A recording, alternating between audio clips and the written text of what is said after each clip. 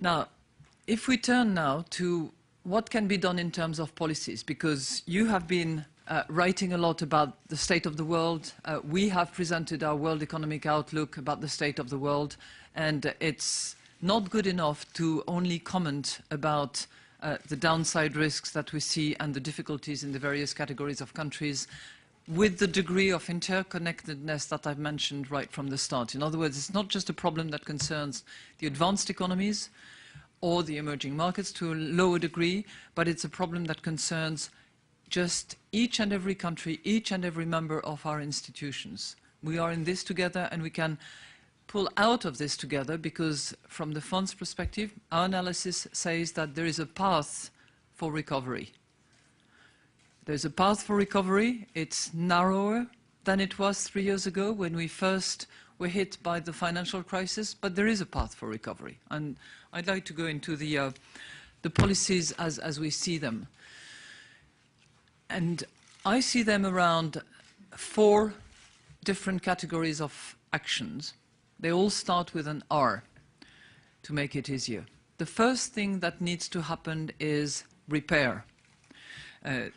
The advanced countries need fiscal consolidation, and that's a matter of priority. Fiscal consolidation is a matter of priority. Equally, consolidating too fast, too heavy for some countries is going to be harmful for the potential growth that we see. So what's the option? It's not a dilemma. It's a question of timing. It's a question of confidence. What needs to happen is that medium-term, long-term, solid, well-anchored measures that will actually aim at restoring good public finances by reducing deficit, by stabilizing debt and gradually reducing it, has to be first and at the forefront of any agenda in those economies. But, having said that, as long as in the medium term and long term this is well anchored, some countries can accommodate growth in the short term. And if you're asking me which country, clearly the United States is one that comes to mind right away. But it's a question, it's a balancing act once again. And there has to be a parallel track of what can accommodate growth in the short term by slowing down the pace of consolidation, and how strongly and definitely and well anchored are the measures that will deliver deficit reduction in the longer term. Repair, again, is not just about the sovereign debt and the public finance situation, although that's the first that comes. The second is the repair of the household balance sheets and repair also of the bank's balance sheets. Not all of them, but clearly quite a few of them.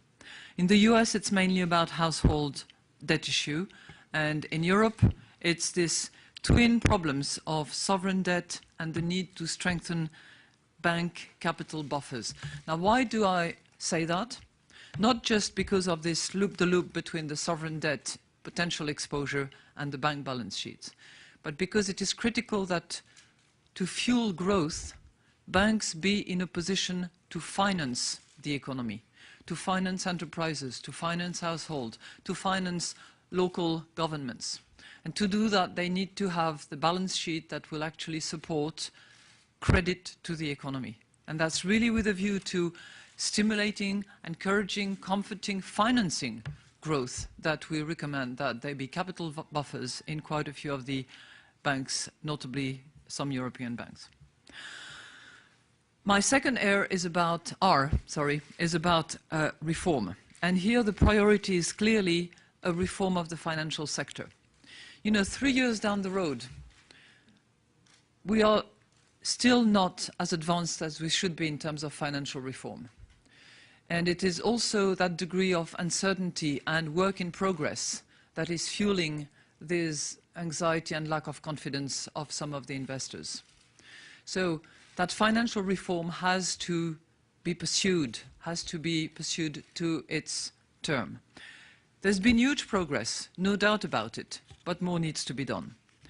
The second area where progress needs to be made, it's in relation to the social dimension. In other words, finding the sources of growth that will be sufficiently inclusive in order to actually address social issues that are right below the surface. And that applies not only to the advanced economies. The third R, after my repair, reform, is rebalancing. I touched on that very briefly. It's the rebalancing between the public sector to the private sector. That is, it has begun to happen. It has stalled a bit, and that has to clearly be pursued and continued.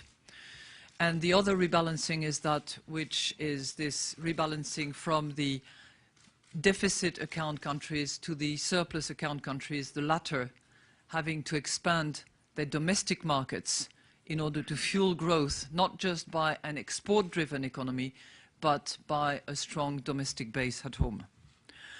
And my final R is about rebuilding.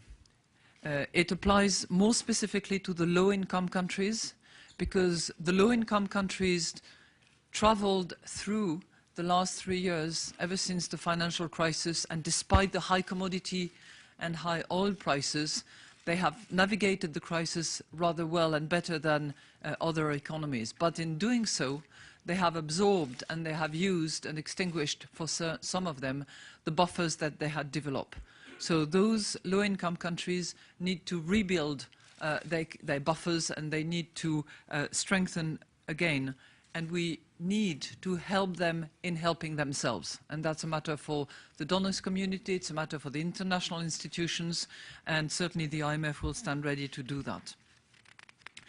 Now, the final issue before I turn the floor over to you is an issue of leadership. Many of you have written it. The technical solutions, the economic comprehensive approach exists. It's been identified.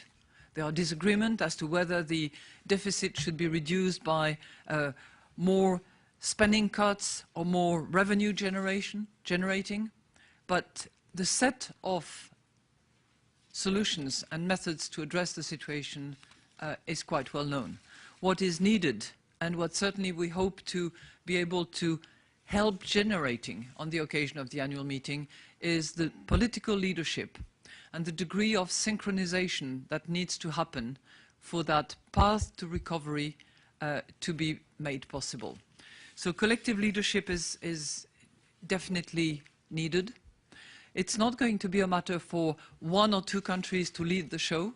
As I said, each and every country is engaged in that process and is at risk in the current situation, but can also participate in the solution. So I think it is for that reason that an institution like the International Monetary Fund actually makes sense.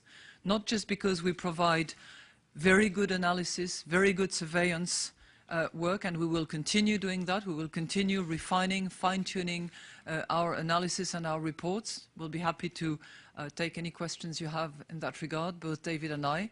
Not yet, I'm almost finished. Yeah, just 1 more minute. So we provide that. We obviously provide technical assistance, and we have been receiving more and more requests for technical assistance lately, in particular, for instance, from the Middle East and North African countries that are going through this unbelievable historical transformation of their economies. So we will continue doing that, and we will shortly be opening yet another, I think the 5th Technical Assistance Center in Africa.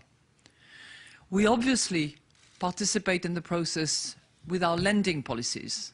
And in that regard, we will also continue working on the facilities that are available to make sure that they are actually adequate for the needs of our constituencies, for the need of groups of countries that are different. Our instruments have evolved over time. The flexible credit lines, the precautionary credit lines, the less strings attached to instruments that we make available to low-income countries. We will continue in that regard. What I think the fund can also do and help with is try to facilitate comprehensive solutions that are so much needed. As I said, it's going to require political determination, will, the ability to look at the longer term. And an institution like the International Monetary Fund can help in that regard. Not with a view to having the spotlight on us, not with a view to claiming credit, but with a view to encouraging the leaders to actually take action and take bold and collective action